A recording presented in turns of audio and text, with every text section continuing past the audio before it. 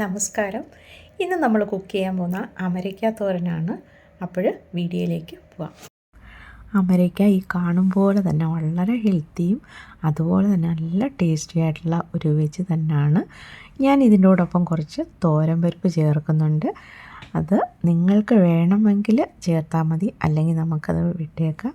അതുപോലെ തന്നെ ഇത് പ്രഷർ കുക്കറിൽ കുക്ക് ചെയ്യാതെ ഇതുപോലെ അടുപ്പിൽ വെച്ച് കുക്ക് ചെയ്യണത് ഈ ഒരു പരുവം തന്നെ ആയിരിക്കണം. അപ്പോൾ ബാക്കി എല്ലാ കാര്യങ്ങളും ഇതുപോലെ ഇതിനകത്ത് എഴുതിയിട്ടുണ്ട്, അതുപോലെ അങ്ങ് ചെയ്താൽ മതി. മാത്രമല്ല ഇതിന് അകത്തൊഴിക്കുന്ന ഈ വെള്ളമെന്ന് പറയുന്ന ഒരുപാടെടുത്ത് ഒഴിച്ച് കുക്ക് ചെയ്തിട്ട് അതിൻ്റെ ആ ഒരു ഗുണം പോവാത്ത രീതിയിൽ കുറച്ച് വെള്ളം തെളിച്ച് വേണം കുക്ക് ചെയ്യാനായിട്ട്.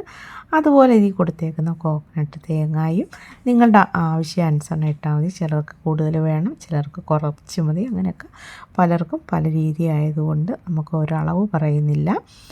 അപ്പോൾ ബാക്കി എല്ലാ കാര്യങ്ങളും ഇതുപോലെ തന്നെ. അതിൻ്റോടൊപ്പം ഞാൻ ഒരു എഗ്ഗ് പൊട്ടിച്ചൊഴിക്കുന്നുണ്ട്. അത് നിങ്ങൾക്ക് വേണമെങ്കിൽ ചേർത്താൽ മതി, അല്ലെങ്കിൽ അത് വിട്ടേക്കാം.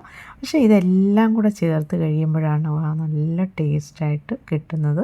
ആ വെളിച്ചെണ്ണയും കസൂരി മേന്തി എല്ലാം കൂടി ഇട്ട് മിക്സ് ചെയ്തതാ കണ്ടില്ലേ, അടിപൊളിയാണ്. തീർച്ചയായിട്ടും നിങ്ങൾ ചെയ്ത് നോക്കണം. അടുത്ത വീഡിയോ കാണുമ്പോഴത്തേക്ക് ബൈ.